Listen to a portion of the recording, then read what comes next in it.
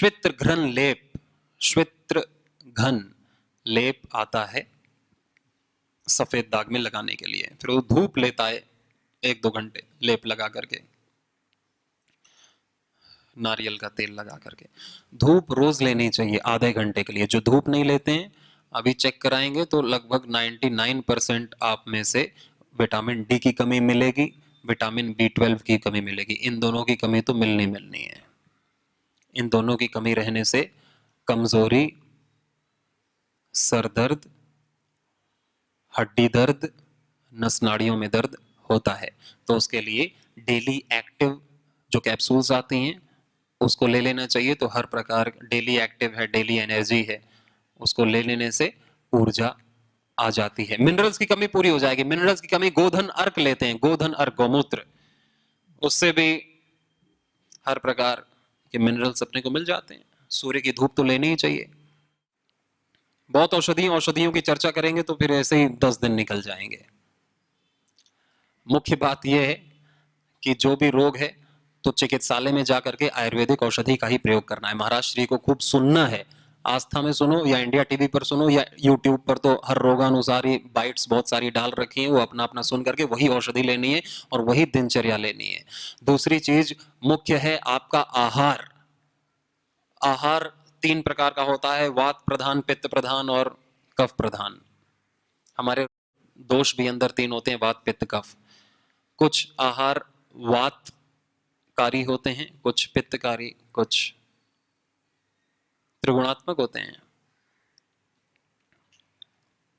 कुछ कफकारी। जैसे मीठा है, मीठा आपका कफ बढ़ाएगा।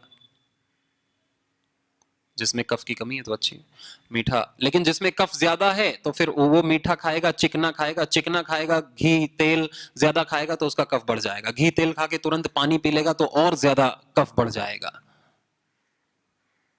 चिकनाई युक्त आहार लेना उसके लिए मना हो जाता है, जिसको दमा, अस्थमा या कफ की समस्या ज्यादा होती है, तो कफ ज्यादा बनता है। तो पित्त में पित्तकारी, जैसे कि ज्यादा एसिडिक फूड लेते हैं, चाय, कॉफी, बाहर का खाना, फास्ट फूड, मैदा, तला भुना, मिर्च मसाला, छोले भटूरे, पकौड़ी, समोसा, जलेबी, ये सब पित्त डकार बढ़ा देगी। समय से ना खाना, भूख से ज्यादा खाना, एसिडिटी बढ़ाने वाली चीजें हैं ये। कुछ भी खाना एसिडिटी बढ़ाएगा। कफ, एसिडिटी। ज्यादा सोने से कफ बढ़ता है। दिन में खा करके सो जाएं तो तीनों गुण डिस्टर्ब हो जाएंगे। तीनों गुण डिस्टर्ब हो जाएंगे। जिसका वात ज्यादा है तो वात और ज्यादा हो जाएगा, कफ है तो कफ और ज्यादा, पित्त है तो पित्त और ज्यादा। जो दिन में खा के तुरंत सो जाते हैं 2 घंटे के लिए, 10-15 मिनट आराम करते हैं तो उससे कुछ नहीं होता है। ज्यादा खा के सो गए तो हो गया काम। फिर शरीर भारी हो जाएगा, वजन बढ़ जाएगा, सर दर्द होने लगेगा, हृदय रोग होने लगेगा, मानसिक रोग भी। और वात, आलू, बैंगन, गोभी, कंद, बासी खाना व अत्यंत भोग करना वात बढ़ाता है। तो अगर वात बढ़ा हुआ है तो वात वाला आहार नहीं लेना चाहिए, पित्त और कफ वाले आहार लेने चाहिए, तो वात सम हो जाता है। पित्त बढ़ा हुआ है तो पित्त वाला आहार नहीं लेना चाहिए, वात और कफ वाला लेना चाहिए, तो पित्त संतुलित हो जाएगा। कफ बढ़ा हुआ है तो कफ वाले आहार नहीं लेने चाहिए, पित्त और वात वाले लेने चाहिए, तो आहार संतुलित हो जाएगा। अब कैसे पता चला है कौन सा पित्त है, कौन सा कफ है, कौन सा आहार? तो ये आपको अपनी पुस्तकें हैं पतंजलि की, आयुर्वेद सिद्धांत रहस्य, वो पुस्तक जरूर लीजिएगा। उसमें वो वाला चैप्टर, पूरी पुस्तक ना भी पढ़ो तो जो चैप्टर आपको इंडेक्स में देख लो कि ये चैप्टर मेरे को सीख लेना चाहिए आहार संतुलित करने के लिए, तो वो लेना। और रोगानुसार आहार लेना है तो एक सर्वोत्तम सर्वश्रेष्ठ पुस्तक अभी इंटीग्रेटेड पैथी की महाराज श्री ने निकाली है, उसका नाम है उपचार पद्धति, लाइन ऑफ ट्रीटमेंट। उपचार पद्धति, लाइन ऑफ ट्रीटमेंट। तो ये 2 पुस्तक तो कम से कम आपके पास घर पे होनी चाहिए, किसी भी कीमत पे होनी चाहिए। उपचार पद्धति, ये 2 पुस्तक ले लेना, इसका स्वाध्याय करना, तो सच में आप अपने डॉक्टर बन जाओगे, सच में। आपको योग आ गया और ये चीजें आ गई तो आपके पास डॉक्टर लोग आएंगे कि हमारा डायबिटीज ठीक करो। हमारे योग शिक्षकों के पास आते हैं कि भाई हमारा डायबिटीज ठीक नहीं हो रहा है, कैसे ठीक करूं मैं इसे, हमारे को बीपी की समस्या है, हमारे को सर दर्द बहुत हो रहा है, हमको नींद नहीं आ रही, हमारा वजन बहुत बढ़ता जा रहा है। सबसे ज्यादा रोगी तो डॉक्टर हैं, वो योग नहीं कर रहे हैं, एलोपैथी खा रहे हैं, खिला रहे हैं, उनको कुछ आता ही नहीं बेचारों को। एमबीबीएस में कुछ सिखाया ही नहीं जाता है केमिकल्स के अलावा, गोली के अलावा। एमडी कर लें, एमबीबीएस कर लें। महाराज श्री ने कहा अब मैं एमबीबीएस का भी सिलेबस बदलने वाला हूं, उसमें भी योग आयुर्वेद की जानकारी उन्हें जाननी पड़ेगी, तभी वो चिकित्सा कर पाएंगे, नहीं वो और रोग फैलाने का कारण बनेंगे। और ऐसे ही रोग कम नहीं है और रोग बढ़ा दो, पेन किलर खिला खिला के, और डायबिटीज टाइप 1, थायराइड, हड्डियां गला दें, अर्थराइटिस कर दें। जितना हमें नॉर्मल डिजीज नहीं होता उतना तो एलोपैथी खा के और हो जाता है। एक के 4 आते हैं साथ में। बहुत बड़ा कारण है एलोपैथी की औषधि, एलोपैथी की मेडिसिन, रोगों का सबसे बहुत बड़ा कारण है एलोपैथी। दूसरा बड़ा कारण है मानसिक तनाव, चिंता। तीसरा बड़ा कारण है आलस्य, प्रमाद, कुछ ना करना, less physical activity, over eating and less physical activity, खाना खूब और करना कुछ नहीं, ये तीसरा बड़ा कारण है। तो ये 3 बड़े कारण हैं: मानसिक रोग, शारीरिक निष्क्रियता और एलोपैथी। आहार अपने को संतुलित रखना है। और फिर जल की कमी होने से भी सारे रोग होते हैं। हृदय, मस्तिष्क, चर्म रोग, खून का विकृत होना, किसके कारण से? जल की कमी से। तो जल अपने को प्रतिदिन 3 लीटर 10 से 12 ग्लास पानी पीना है। और जल आरओ का होगा तो भी रोग का कारण बनेगा, उससे सारे मिनरल्स खत्म हो जाते हैं। तो अगर आप उसका शोधन करते भी हो तो मिट्टी के पॉट में पानी को रखने से मिट्टी के जो मिनरल्स हैं वो पानी में मिक्स हो जाते हैं। या पानी के पॉट में हम 2 ढक्कन गौमूत्र की मिला दें, गोधन अर्क की, तो भी उसमें सारे मिनरल्स मिक्स हो जाते हैं। उसकी गंध भी नहीं आती, कुछ पता भी नहीं होता, और वो बढ़िया पानी एकदम मिनरल से भर जाता है। पानी को एल्कलाइन और बनाने के लिए यज्ञ की भस्म पानी में मिला देते हैं। एल्कलाइन करने के लिए 5 लाख रुपए की मशीन भी आती है, लेकिन जो काम यज्ञ कर देता है, फिर पैसे खर्च करने की जरूरत ही नहीं। हम जो हवन करते हैं ना, हवन सामग्री से, घी से, उसकी हवन सामग्री को छान लेना और छानने के बाद उसको 1 चम्मच अपने हांडी, जो जिसमें भी आप पॉट में बर्तन में रखते हैं, उसको उसमें डाल देना। रात में 6-7 घंटे जब पानी में रहेगा तो पानी पूरा एल्कलाइन हो जाता है। एल्कलाइन होगा तो वो आपके हड्डियों के लिए, आपके स्किन के लिए, आपके नस नाड़ियों के लिए बहुत ही अच्छा है।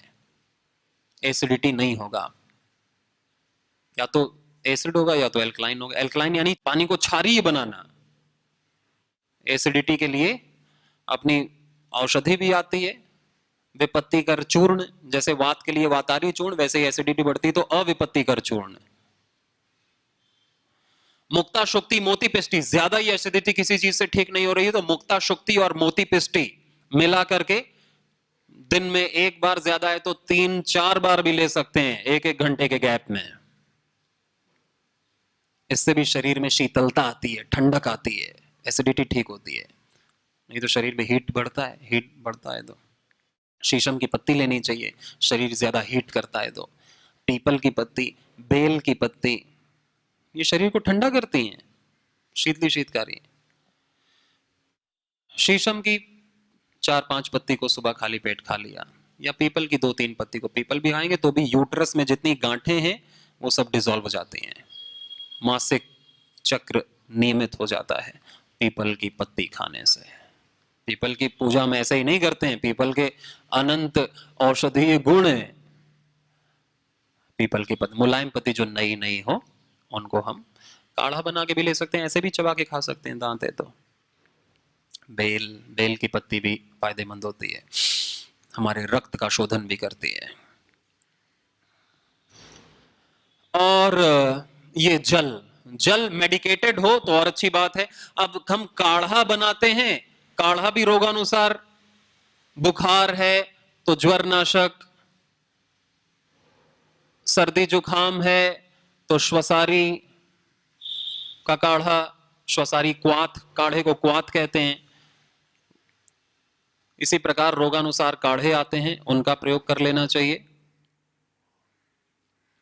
पानी को जब हम धनिया आदि को मिक्स करके हम रात भर भिगो करके रखते हैं तो वो और मेडिकेटेड हो जाता है। गोखरू का पानी, शरीर को डिटॉक्स करना है, शरीर में बहुत सारे केमिकल्स का साइड इफेक्ट है, किडनी की प्रॉब्लम है, रक्त अशुद्ध है, तो गोखरू का पानी पीना चाहिए किडनी के लिए, मूत्र रोगों के लिए। गोखरू अपने पतंजलि में मिल जाएगा, उसको पीस के रात को भिगो देना, सुबह गर्म करके छान करके पी लेना। गोखरू का पानी सब पी सकते हैं, क्योंकि अपने आप को शुद्ध नहीं मानना कि मैं शुद्ध हूं, मैं बुद्ध हूं। गोखरू का पानी सब पी सकते हैं। गौमूत्र और गोखरू दो सर्वोत्तम चीजें हैं शरीर को शुद्ध करने के लिए। दो सर्वोत्तम चीजें क्या बताई गई हैं महाराज श्री के द्वारा? गोखरू का पानी और गोमूत्र, दोनों पी लो, या कम से कम एक तो पियो। रोज नहीं पी सकते तो कम से कम हफ्ते में 2 दिन तो पी लो। 2 दिन भी पिएंगे तो भी उसका लाभ तो होगा। एक हफ्ते पिया, फिर 4-5 दिन गैप करके फिर पिया, ऐसे करके फिर। चर्म रोगों के लिए हम बात कर रहे थे, एक तो नीम की पत्ती बहुत अच्छी होती है, किसी भी तरह के बैक्टीरियल इफेक्ट को खत्म करने के लिए। एक अपनी कायाकल्प वटी, कायाकल्प तेल और कायाकल्प का काढ़ा, कायाकल्प का काढ़ा, यह भी अच्छा होता है। कायाकल्प, सर्वकल्प क्वाथ लीवर के लिए। वैसे तो सर्वकल्प कायाकल्प मिला करके दिया जाता है, सारे शरीर के लिए ये अच्छा है। सर्वकल्प प्लस कायाकल्प पूरे शरीर के लिए अच्छा है, liver, kidney, gall bladder, spleen आदि के लिए। सर्वकल्प क्वाथ में पुनर्नवा, मकोए और भूमि आंवला, ये तीनों चीजें हैं। शरीर में कहीं भी सूजन हो तो पुनर्नवा बहुत अच्छा होता है, चाहे वो फैटी लीवर हो या कुछ भी हो। पुनर्नवा ये सर्वकल्प क्वाथ में मिश्र ऐड होता है। और भूमि आंवला लीवर के लिए बहुत ही अच्छी औषधि है। भूमि आंवला की पत्ती कहीं भी मिल जाए, नहीं तो काढ़े में तो है ही, उसका पाउडर। और मकोए, ये भी, ये तीनों ही औषधि आपको मिलती हैं किस क्वाथ में? सर्वकल्प क्वाथ में। सर्वकल्प क्वाथ। और वृक्क दोष हर क्वाथ किडनी के लिए अच्छा होता है। लीवर के लिए मैंने बताया सर्वकल्प क्वाथ, और अपनी लीवोग्रिट भी आती है, लीवा अमृत भी आती है, पतंजलि का लीवा अमृत टॉनिक है लीवर के लिए, और लीवोग्रिट कैप्सूल है लीवर के लिए। लीवोग्रिट, लीवा अमृत, सर्वकल्प क्वाथ, लीवर ठीक, मंडूकासन, कपालभाति, लीवर ठीक 100%। नहीं तो और कोई औषधि नहीं है लीवर की। लीवर फेल करने की तो सारी औषधियां हैं एलोपैथी में, कुछ भी खाओ लीवर फेल। हर अस्पताल में, हाँ माता जी, हाँ रात में दूध ले सकते हैं, लेकिन जिसको कॉन्स्टिपेशन नहीं है, जिसको कोलाइटिस नहीं है, वो ले सकता है। जिसका पेट खराब नहीं है वो ले सकता है। स्वस्थ व्यक्ति, दूध पचाना बड़ी बात है। अगर दूध पीना ही है तो फिर उसको फिर आधा पानी मिला करके पियो, तो दूध का भी लाभ मिल जाएगा और वो ज्यादा हानि भी नहीं करेगा। और हल्दी मिला करके जिसको कफ की ज्यादा समस्या, उसको भी दूध मना करते हैं, दूध में चिकना पदार्थ होता है वो कफ बढ़ा देता है। जिसको कब्ज है वो भी नहीं, तो दूध में हल्दी मिला के पिएंगे तो कफ नहीं बढ़ाएगा। दूध को और पानी में डाइल्यूट कर लेंगे। ऋषि लोग क्या करते थे पता है? एक गिलास में 2 चम्मच दूध मिला करके पीते थे। एक गिलास में 2 चम्मच दूध, वही उनके लिए पर्याप्त होता था कि उन्हें ध्यान करना है और शक्ति भी। तो कहा 2 चम्मच दूध से मैं उतनी शक्ति ले लूंगा जितनी मेरे लिए पर्याप्त है। और यहां व्यक्ति 1 लीटर भी पी जाए तो अशक्त बना रहे। तो दूध में बहुत शक्ति होती है। अन्न के थोड़े से भी ना, एक परमाणु में ही बहुत शक्ति होती है। हम उससे कितना ले पाते हैं। तो योगी थोड़े से भी बहुत ले लेता है और हम बहुत से भी थोड़ा ले पाते हैं। तो अन्न जितना कम हो और हमारी शोषक शक्ति, हमारी डाइजेशन सिस्टम जितना स्ट्रांग हो, हम उतने स्वस्थ रहेंगे, उतने हम तेजस्वी रहेंगे, दीर्घायुष्य को प्राप्त करेंगे। हाँ हाँ हाँ, छोड़ दो, गर्म पानी पियो, वो दूध की तरह ही लाभ करेगा आपको। हाँ, पूरे दिन भी ले सकते हैं गुनगुना पानी। हाँ, लेकिन अगर ज्यादा कॉन्स्टिपेशन है, ज्यादा मोटापा है, तो फिर सुबह सुबह तो कम से कम तेज गर्म पानी ले लेना चाहिए। पूरा दिन ही हम ल्यूक वार्म वाटर, कोमट जल, गुनगुना पानी पीना चाहिए। वो बहुत ही ज्यादा मेडिकेटेड होता है हमारे शरीर के लिए। ठंडा पानी, चिल्ड पानी तो कभी भी नहीं पीना चाहिए। थायराइड हो जाएगा, पेट खराब हो जाएगा। पिज्जा, बर्गर, कोल्ड ड्रिंक से पेट खराब हो जाएगा। हार्मोन्स, थायराइड थायराइड खराब हो जाता है ना, तो फिर वो वेट बढ़ता है या तो कम हो जाएगा। हाइपर थायराइड हो तो बढ़ेगा, हाइपोथायराइड होगा तो कम होगा। ठंडा ठंडा। हाँ माता जी। दूध में गुड़ सर्दी में ले सकते हैं। पहले गुड़ खाओ, फिर ऊपर से दूध पी लो। जिसको ज्यादा सर्दी है तो केवल गुड़ खा के सो जाते हैं तो भी सर्दी ठीक हो जाती है। केवल गुड़ खा के सो गए, रात की बात है।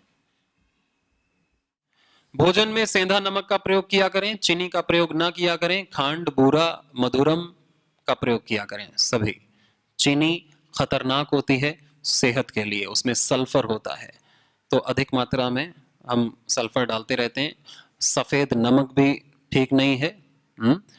सेंधा नमक का प्रयोग किया करें, वो अच्छा है, ठीक है। पतंजलि का जो नमक है वो फोर्टिफाइड है, उसमें विटामिन डी और विटामिन ए के गुण हैं, वो आप ले सकते हैं। पतंजलि की जो भी चीजें हैं वो लोगों को ध्यान में रख के बनाई गई हैं। ऐसे नहीं कि बेचना है, प्रॉफिट कमाना है, दे दो निकाल दो कुछ भी।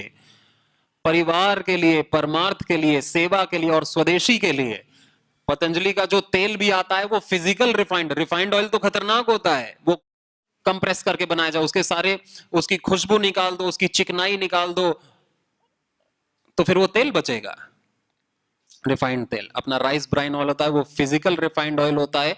और फिजिकल रिफाइंड ऑयल की ये खासियत है कि वो कोल्ड कंप्रेस टेक्निक से बनाया जाता है, तो उसको हम प्रयोग कर सकते हैं। उसमें कोई भी हानि नहीं होती, उसमें कोई भी केमिकल मिक्स नहीं किया जाता है। तो पतंजलि का आप, चाहे वो सनफ्लावर का हो, चाहे वो मूंगफली का हो या राइस ब्राइन हो, उसको प्रयोग कर सकते हैं। नहीं तो कच्ची घानी का प्रयोग करो, कच्ची घानी का, सरसों का, तिल का, नारियल का, अलग अलग तेल प्रयोग करने चाहिए।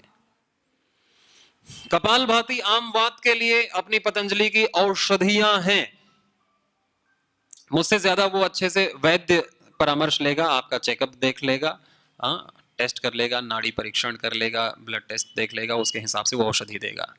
औषधि जो है चिकित्सालय यहाँ है ना, कहीं है, वहां वैद्य बैठते हैं और वैद्य निशुल्क परामर्श देंगे। वही औषधि ले लेना, आहार भी वही बता देंगे। वो जो मैंने आपको बुक बताई है ना, उपचार पद्धति आम वात का, उसमें पूरा है। आम वात की उसमें औषधि भी है। ये सबसे बड़ी चीज है कि आयुर्वेद हमें आत्मनिर्भर बनाता है। आत्मनिर्भर, कि अगर मेरे पास वो पुस्तक है तो मुझे वैद्य के पास भी जाने की जरूरत नहीं। उसमें लिखा है कि आम वात के लिए ये लेना चाहिए, ये खाना चाहिए, ये नहीं खाना चाहिए। अगर मुझे योग आता है, अगर मुझे प्राकृतिक चिकित्सा आती है, तो हमने को कहीं जाने की जरूरत नहीं। अपने दादा दादी तो घर पे खुद उपचार कर देते थे अपने बच्चों का, किसी के पास जाने की जरूरत नहीं है। एलोपैथी ने हमको डिपेंडेंट बना रखा है। यहां कुछ हुआ, भागो डॉक्टर के पास, केमिस्ट के पास। वो आत्मनिर्भर बनना है। पुस्तक एक आपको पूरा वैद्य डॉक्टर बना सकती है। किडनी स्टोन के लिए खूब पानी पीना, 5 लीटर पानी, पानी की कमी से ही होता है।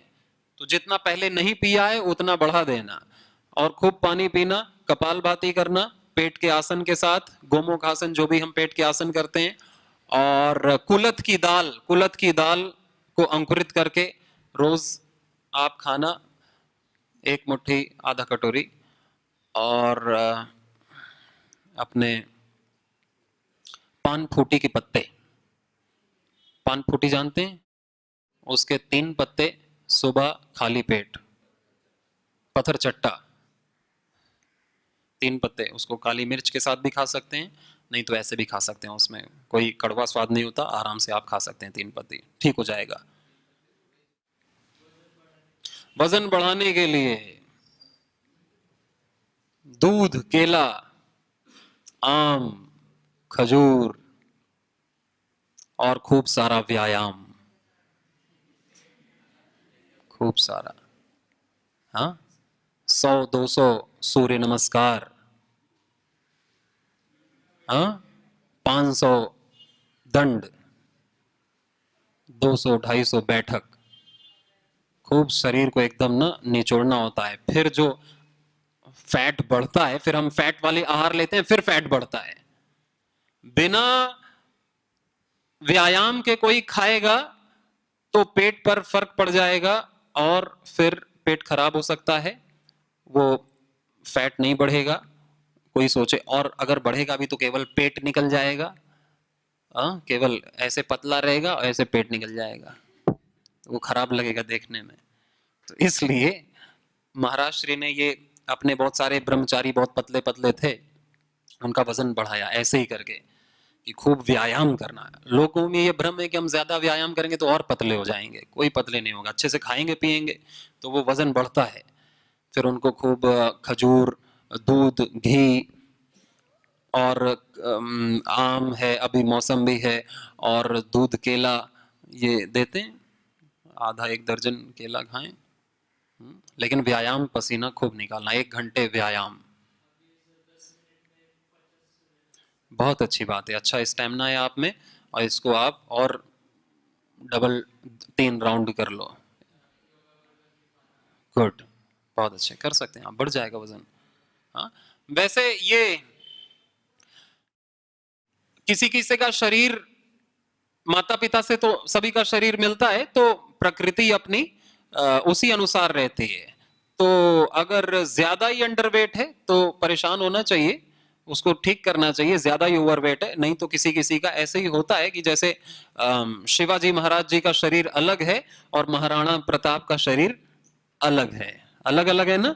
इसी तरह हम देखते हैं, कोई कोई ज्यादा गठीला रहता है, कट्स रहते हैं, लीन बॉडी रहती है, कोई ज्यादा मस्कुलर रहता है, लेकिन स्वस्थ रहते हैं दोनों। ये नहीं कि मोटा आदमी खराब है या पतला आदमी खराब है, एनर्जी पूरी रहनी चाहिए। ये एक पैरामीटर है कि यदि हमारे शरीर में एनर्जी कम हो रही है, हमको वीकनेस लग रही है, तो हम रोगी हैं, भले ही पतले हैं या मीडियम है या मोटे हैं। हाँ, लेकिन एक नॉर्मल बॉडी तो सबकी अच्छी होनी चाहिए, वो तो सबका एक सपना रहता ही है कि मेरी अच्छी बॉडी हो, तो खूब बॉडी बनानी चाहिए युवापन में तो, लेकिन उसमें ज्यादा परेशान नहीं होना चाहिए। एनर्जी पूरी रहनी चाहिए। ज्यादा खा के वजन बढ़ा के हमारा आलस्य बढ़ रहा है तो फिर वो खतरनाक, वो अच्छा नहीं है। पतले होकर के हमको यदि फुल एनर्जी और स्फूर्ति बनी हुई है तो वो खराब नहीं है। माता पिता सोचते हैं कि खूब मोटा करें बच्चे को, पतला है ये, तो ऐसा नहीं सोचना चाहिए। उसमें एनर्जी स्फूर्ति बनी रहे, डाइट अच्छी होनी चाहिए, व्यायाम करना चाहिए, बाकी उसका शरीर जैसा होना चाहिए वैसा हो जाएगा। मोबाइल को सोते समय इसको नेट ऑफ करके 6 फुट दूर रखना चाहिए। कई लोग इसको छाती पे रख के या कान में रख के सो जाते हैं, तो उससे दिमाग कमजोर हो जाता है, ज्यादातर बच्चे ऐसा करते हैं, तो उनको रोकना, क्योंकि मोबाइल से highly affected, highly intensify radio waves निकलती हैं खतरनाक। तो वो जितना हम या तो बहुत देर बात करते हैं तो ईयरफोन का प्रयोग कर सकते हैं, और सोते समय तो इसको 6 फुट दूर रखें कि इसकी किरणें, और नेट ऑफ कर दें, स्विच ऑफ ना भी करें तो कम से कम नेट तो ऑफ कर दें। हम 2 मिनट भगवान का नाम स्मरण करते हैं सभी पूरे मन से तालियों के साथ। श्री राम जय राम जय जय राम, श्री राम जय राम जय जय राम, श्री राम जय राम जय जय राम, श्री राम जय राम जय जय राम, श्री राम जय राम जय जय राम, श्री राम जय राम जय जय राम, श्री राम जय राम जय जय राम, श्री राम जय राम जय जय राम। ओम सर्वे भवन्तु सुखिनः, सर्वे सन्तु निरामयाः, सर्वे भद्राणि पश्यन्तु, मा कश्चित् दुःखभाग् भवेत्। ओम शांति शांति शांति।